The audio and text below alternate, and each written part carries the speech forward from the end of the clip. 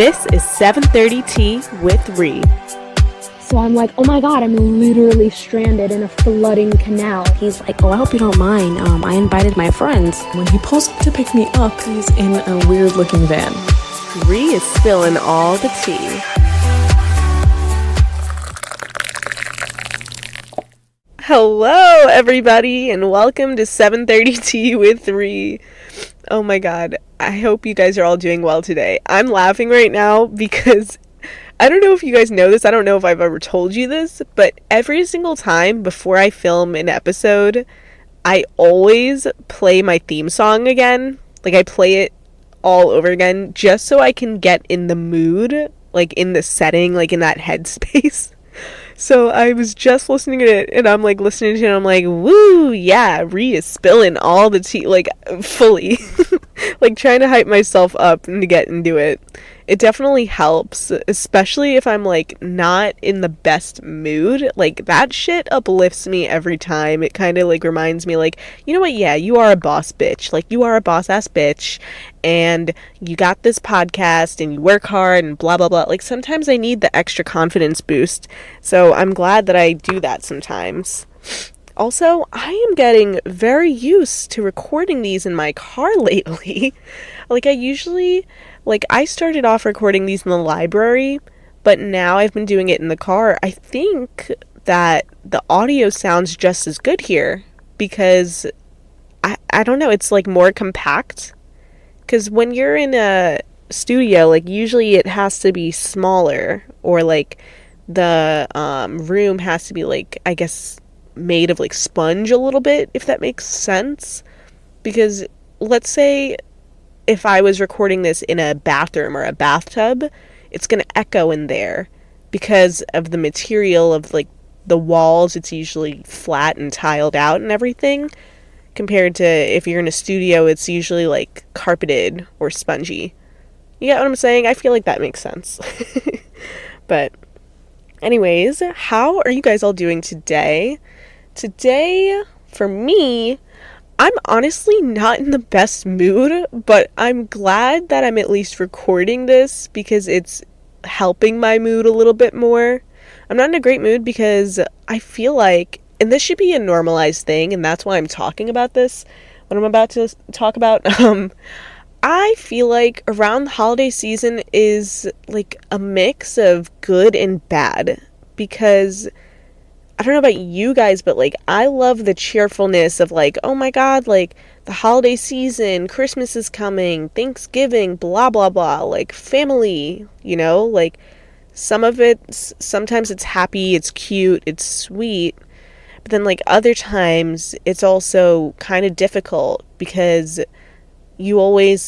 everyone always kind of wants to envision everybody else as like, oh my god, they have a perfect family life, they have this, they have a perfect relationship, they have perfect friendships and stuff like that. And I've heard, like, it's actually pretty normal for a lot of people to feel very lonely around the holidays. Even when they're surrounded by a bunch of people, they still feel very lonely. And I felt like this was kind of important to talk about. And I just wanted to be real about that because I have been feeling fucking lonely lately and like overthinking it in my head.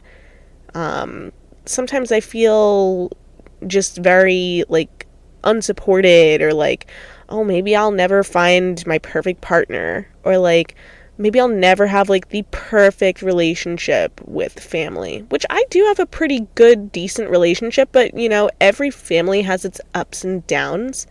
And you know, around the holiday season, it can go either way. Like, sometimes you have like a very good high, and then other times it's like a very low. But I feel like that's every family for the most part. I don't think every single family is perfect, and I think it's always more difficult around the holidays because around the holidays there's a higher expectation for everybody to be perfect or to feel happy, or just like, I don't know, just expectations in general of like how you should be acting with each other, if that makes sense. I feel like that makes sense. But it gets frustrating. It really does. So I felt like it was necessary to talk about, because in case there's anyone else who's feeling this exact same way, at least we can relate together and know that you're not alone. I'm also feeling that way, where I'm feeling lonely around the holidays, but also slightly cheerful, or pretty cheerful for the most part, when it comes to like Christmas time and everything. And just, I think I like the concept of Thanksgiving and Christmas, because it's like family based and like just like love based, you know? Whether that's love and friendships, family, or relationships, like it's love based the holiday seasons, and that's what I love about it. But at the same time, it gets you overthinking about how much do I love, or how much does someone love me. It's fucking just deep, and I'm just like, oh, I had to share that. But if you are also feeling alone around the holidays, just know that you are not alone with that feeling. It's not just you. It's also me too, and probably a bunch of other people. So just know that you are not alone with that feeling, and we'll get through it together. We just gotta have each other's back and kind of do what I did. Hype yourself up. Hype yourself up before an episode, maybe. Well, you know, you guys might not have a podcast, though, to be hyping yourself up before an episode, but you get what I'm saying. Hype yourself up a little bit more often when you feel low like that. And it's easier said than done. Like, of course, not everybody can just hype themselves up on the spot, but what I like to do when I'm feeling low, I will feel every single feeling out, like just let it all out, because I feel like it's not good to just bottle it up inside. Like, I hate when, you know, you try to express to somebody how you're feeling and then they fill you with that toxic positivity where they're like, well, look on the bright side. And like, it's good to like try and help someone, but honestly, I wouldn't do it right away. I would tell someone, no, let it out. Let it out, girl. Cry your eyes out, scream, do everything. And then I'll tell you some positive shit after you've let everything out and after you've calmed down. Like, that's how I think it should be, honestly. It should be more normalized to act irrational for a few moments and then, you know, reevaluate and be like, hey, why am I feeling this way? Let me analyze why I'm feeling this way. What started this? What triggered this? You know, stuff like that. I just feel like it's going to sound cheesy, but it is okay to not be okay. And a lot of people really just don't realize that. So, yeah, going back to it, it is completely normal to not feel your best during the holiday season. It's completely normal. And I know I am not the only one out there. But anyways, thanks for listening to that, because that is a vulnerable moment for me. But I am excited for today's episode. It's actually going to be one story being told, because it's a really long story, but a lot happened in it. And this listener, like, she took her time writing this story and crafting it out. And I was like on edge the entire time reading it, and I felt like it was worth having a full episode for. So this is going to be one whole long story. So I'm excited to tell it. But before I tell it, if you are new here, I'm very happy that you're here, and I want to fill you in on what this podcast is about. So this podcast is all about spilling tea and sharing your deepest, darkest secrets. So if you have any tea to spill, DM me on Instagram at 730tea with Ree. You spell that 730 TEAWITHRIE.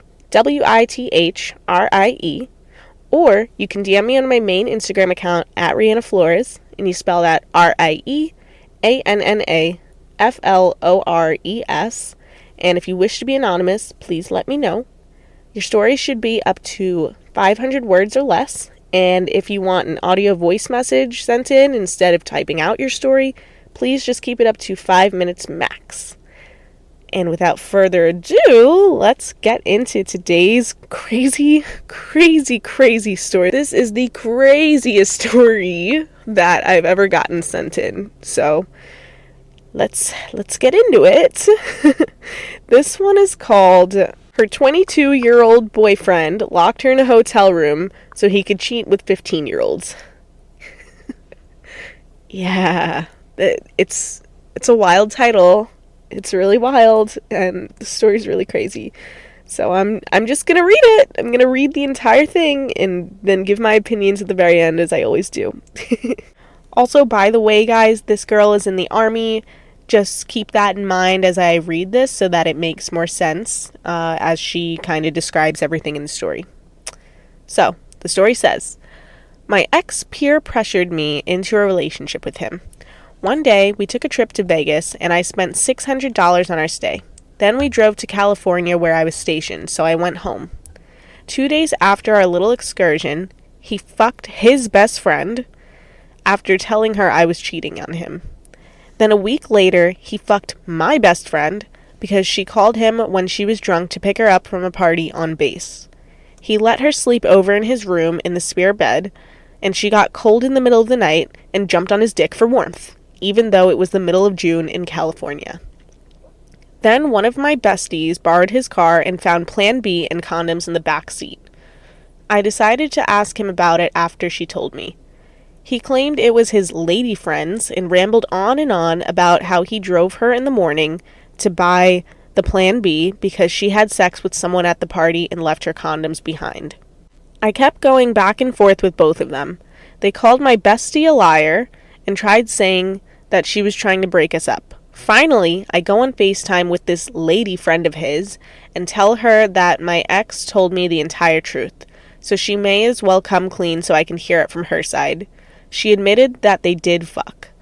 Little did she know I recorded the whole thing and posted it on Snapchat for all of our friends and family to see. So then I flew back to California, I'm originally from New York, with the hopes of killing my ex, but we ended up staying together because I was a silly girl. Super dumb of me, because again, he ended up cheating on me with now over 10 girls. To top it off, I also found out he got me, I was 22 at the time, he got me and a 16-year-old girl pregnant at the same time. I dug even deeper because I hacked his Instagram. I also found out he consistently met up with a 15-year-old girl. I then hacked his Snapchat and found more evidence of him messaging minors and exchanging nudes with them. I went feral. I called him up at 5 a.m. his time in the morning of his promotion to call him a child molester and a pedophile, and I dumped him. Additionally, my friend that fucked him gave him chlamydia, and both of them hid that from me until I saw something on his email about it. Thankfully, I didn't get it. To add in here, he had bought me multiple rings to shut me up about the minors and the cheating. He bought me a promise ring and an engagement ring. I made him kneel down in front of everyone at a pier on the beach. Then I grabbed the rings to throw them into the ocean, but he tackled me and took them from me, so we kept going back and forth. People thought it was domestic abuse, and it low-key was, because that night, he took me to a hotel and locked me up. I kept trying to break into his phone because he wouldn't let me see, so I took it and ran to the bathroom. He kept trying to break down the door, and that's how I found out about his best friend that he fucked a few days after me. Because while I locked myself in the bathroom, I was able to look through their messages, and they looked normal until I read the messages that she was blaming him for a hickey on her neck or some shit, so I added her on all social media and went to her crib with my 2 guy best friends, and we were going there so I could beat the shit out of her. But her man was there, and she kept looking at me like, please don't blow my spot up. That's right, she was cheating too. I didn't blow her spot, but I hinted at it, and she told me she only got with him because he would tell her I was a horrible person to him who abused him. And my ex's girl best friend that he fucked is now apparently a saint, like super into church, and obsessed with it and shit. Ugh, okay. That's the end of the story. Just finished reading all that. If your guys' jaws are dropped as low as mine, that's really nice and relatable. This is the wildest story I've ever motherfucking read. Like, when I got this sent to me, I was literally like, come again? Like, What? What did you just say? Like, it's, I don't even know. It's a mix of like, oh my gosh, like, are you okay? And then a mix of like, oh my god, all of that really did happen. All of it, huh? Like, ooh. First thing I will ask though, are you okay? Like, are you all right? I don't even know where to start. I mean, we'll try to start at like the very beginning, okay? Let's start where you paid for an excursion for the two of you. Ladies, never pay for a man unless he's your husband or he has a ring on your finger. If he's got a ring on your finger, like, sure. And I know this might be a controversial topic about you don't have to like pay for them now. Like, I know it might be controversial, but like I just really feel like you shouldn't be buying them anything. Personally, like, that's just the traditional part of me. Like, I think some parts of me are still traditional where I'm like, the guy should pay for everything. Like, I know things are different in this generation where people are like, the guy shouldn't have to pay for everything. No, girl. I think he should. I think he should want to. Like, I don't know. Personally, I think that's their job. Like, it's not my job. Unless it's like actually earned where they do so much for you, where they're so good to you and you really trust them, like, then yeah, they deserve it. And also, like, of course, like for birthday presents, you give them that. Other than that, if you guys are going on dates, he should be paying for it. He should be paying for that shit. Personally, yeah, that's how I feel. I don't care what this new generation tries to preach about how equal it should be when it comes to that. I think, for the most part, these men are lazy out here and lack doing the literal bare minimum. I should not have to ask a man to buy me a simple $5.99, half a dozen bouquet of roses from Stop and Shop. It is basic common sense and super easy and affordable to do, like literally just $5.99 for a half of a bouquet of roses. It's not hurting anybody. It's not hurting his wallet. $5.99. Come on. Come on. And a woman paying for a trip with a man is crazy. I'm not paying for his trip. He's paying for our trip. Okay? Make their pockets hurt. Make their pockets hurt. Alright? We already pay. We already pay. We pay with our hair, our nails, our makeup, our skincare products, our gym memberships, and we rarely even get complimented or appreciated for it by our men anyways these days because they don't always notice it. And that's just facts. Like, very rarely do you get like an actual good guy that, and I mean, who knows, I might be wrong. I know there's plenty of good men out there. I'm not saying there aren't, but for the most part, like, I really feel like there's a lot of men that don't take the time to appreciate or notice the small things that we do for them, and it's ridiculous. It's ridiculous. It really is. And, you know, like I said, like, I'm not saying this is every man because there's definitely amazing men out there, but the majority of men in this generation are truly ridiculous, and they can be super entitled at times, and that's just facts. And the men that are listening to this, I know you guys probably might be like, girl, what the heck? Like, girls are like that too, and that's true. That's fair. That's a fair point. There's some girls that can be ridiculous too, but I'm just simply giving my opinion. All right. Now, going back to the story. So, after you paid for this trip, he fucked his girl best friend and then fucked your best friend the next week. That's a lot. That's a lot of movement. I don't know how he juggled all of that. That's kind of a lot. It also definitely makes me wonder how long he's been talking to both of them, because he obviously had to have been talking to both of them for a while, like, in that way. You know what I mean? Like, I definitely feel like this wasn't just a spur of the moment thing for him, especially because you mentioned he told his girl best friend that you were, like, cheating on him, allegedly, which I feel like you probably weren't. Like, I don't know, it doesn't seem like you went and cheated on him. It seems like he was doing all of that work. But, yeah, this man's ridiculous. He's acting like a little kid playing with a whole bunch of different toys. That's what it sounds like. It's also crazy that you found condoms in his car and he tried to lie about how they got there.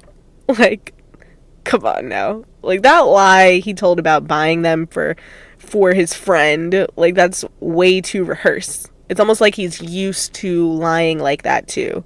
Like, he has to be used to it to have a lie that quick. You get what I mean? I definitely couldn't think of a lie that fast when I'm feeling so guilty either. So it seems like he didn't even feel that much guilt behind it to be able to lie that fast. You get what I mean? Also, you got her real good. You got her real good by recording her secretly while she admitted to the cheating. Though I'm not entirely sure I agree with posting it on social media for people to see.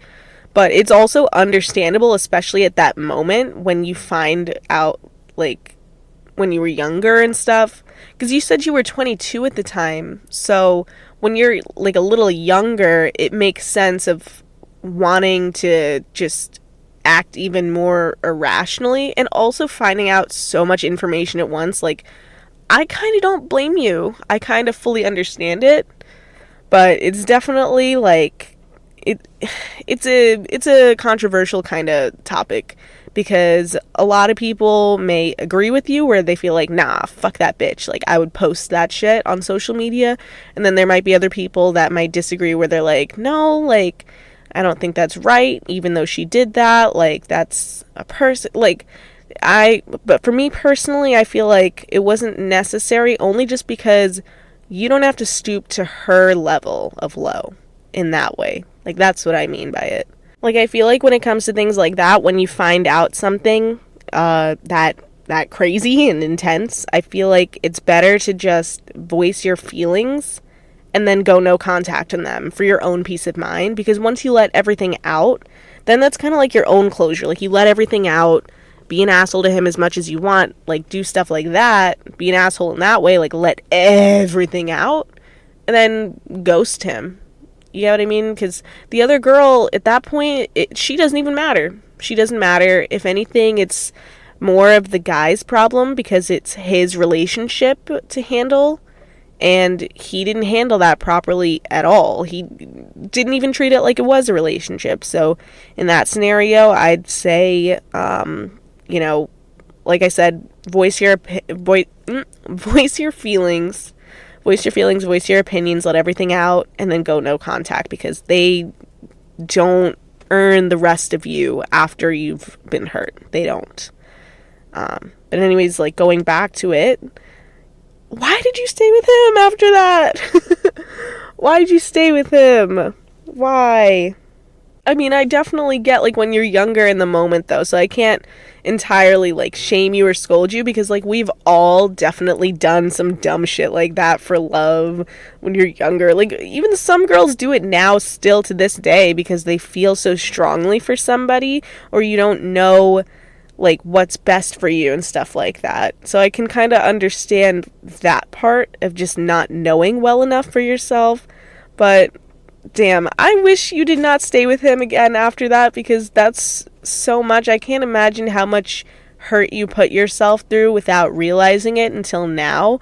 I just hope that you're healing from that really well, because that's a lot to try and heal from. Like, even when I got cheated on, that still affects me, like the trust issues and stuff, and that was 5 years ago. And it still affects me to this day in how I view relationships and how I act in them. So I hope that you're working on healing that, because that's a lot to go through, and then staying with someone after and processing it that way and trying to learn to trust them again is a lot. It's a lot. Especially because we always hope for the good in someone. Like, we always want to see the good in someone, and we hope that when they act like that or they hurt us that bad, that they change. And the reality is, not every person will always be willing to change. There's people that are genuinely willing to change after making a mistake, but the ones that just actively make a mistake over and over, and they're not even willing to change it or feel remorse for it, those ones are just, they're not worth it. They're not worth it because they'll never learn. They'll never learn unless they really, really want to. You have to want to be better to actually be better. And that's just true. Now, getting into the whole talking to a minor thing. Girl, what the hell? Come on. What are we doing? What were we doing here? What were we thinking? I would have immediately called the cops on his ass or something, because for him to be talking to 15-year-olds while you guys were 22 at the time, like, it's not only crazy, but it's dangerous and it's sick. 15-year-olds are most definitely not old enough to comprehend how fucked up that is to do. And, I mean, they were impressionable. They were being manipulated by this sick fucking 22-year-old loser. And charges could have been pressed for the exchange of nudity between him and them, too. It's even crazier that he tried to shut you up because of that. Like, he tried to shut you up with promise rings and engagement rings. It's incredibly fucked up, but it is kind of funny that you threw those rings in the ocean. But low-key, I would have kept those rings. And I would have sold them, because at least you would have gotten a good use out of his bullshit.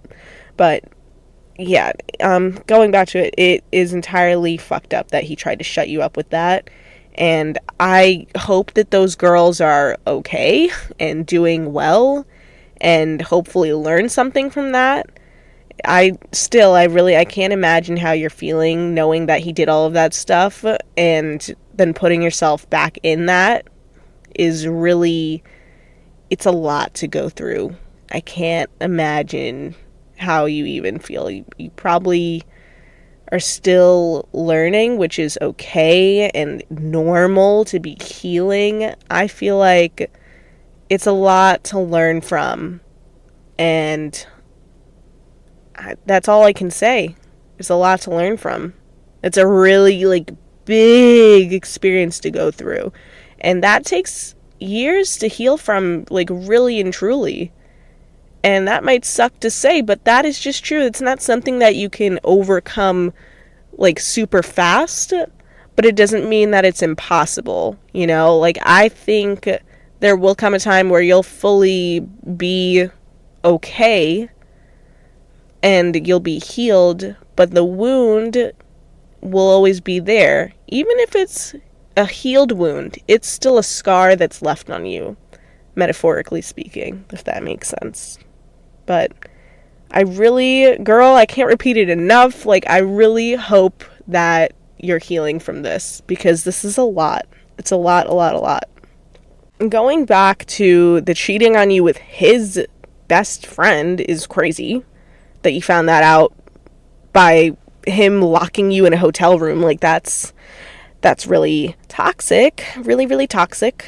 You were definitely in an abusive relationship, and it's really sad that you had to go through that experience so much, like to this extent. Like, when I tell you, I'm very sorry that, you know, you were at that age where you were feeling very confused and lost and impressionable. And also, like, on top of it, what probably made it harder is you were away from home, because this girl, she's from New York, and, you know, she was in California being stationed there. So when you're away from home, you get even more confused. You cling to people easier.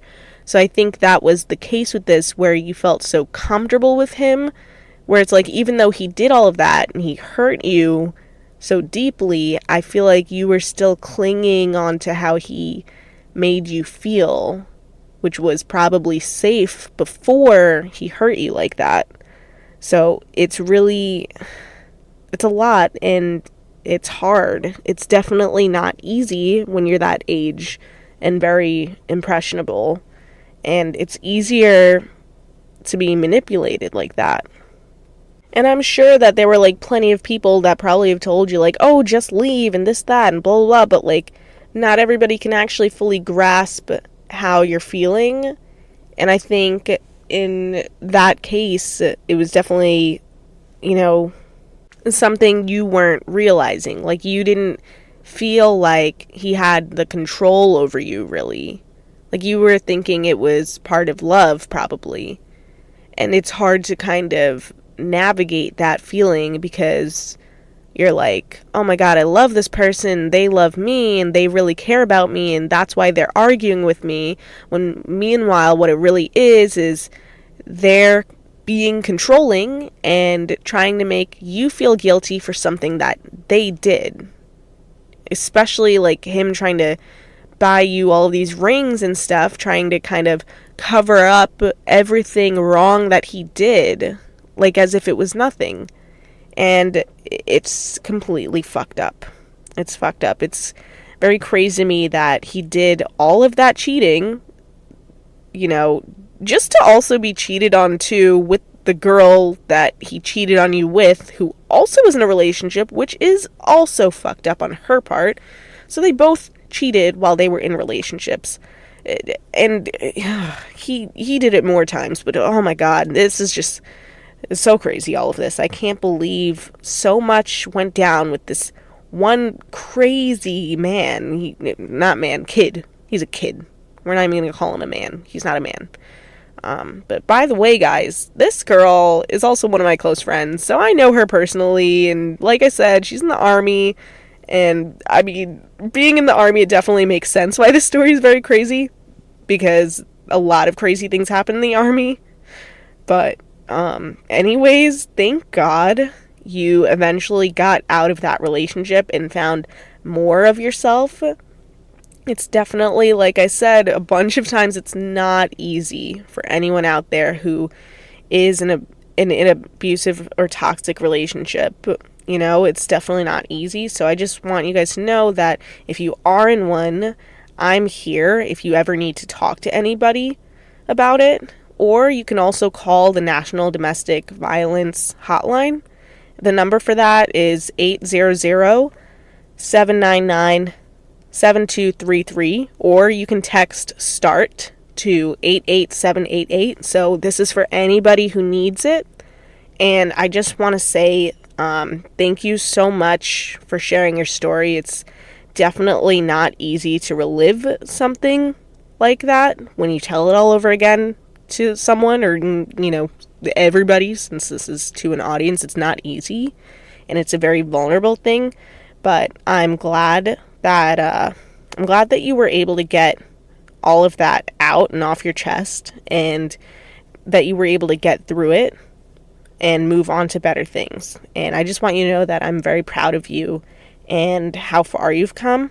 Just know that you are an inspiration to someone of where they'd like to be and how they'd like to move on from something very toxic. Just know that in some way that you are an inspiration to someone who's probably going through it right now that's listening. So thank you so much again for sharing your story. It was a lot. It was wild, and I feel really grateful and honored that you shared that with my podcast. So thank you very much again. All right. So that is the story of the day, you guys. It was a really, really wild, crazy ride of events. So now we're most definitely going to clear up all of that energy that we let out with our sound healing. We're going to close it out with our sound healing. So sit back, lie down, relax, shut your eyes, take a deep breath in from your nose and out from your mouth. And I'm going to play.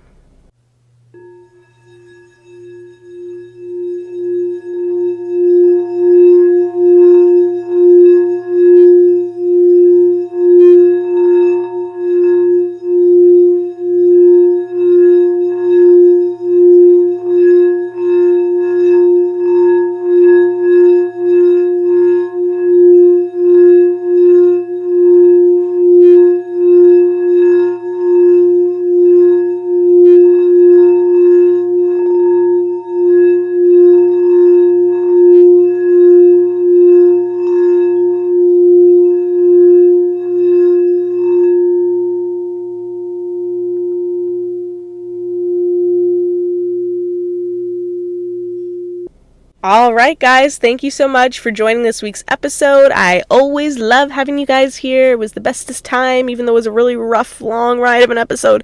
Thank you so much for listening. And really and truly, if you ever need anybody to talk to, I am always here. And don't hesitate to reach out, really and truly.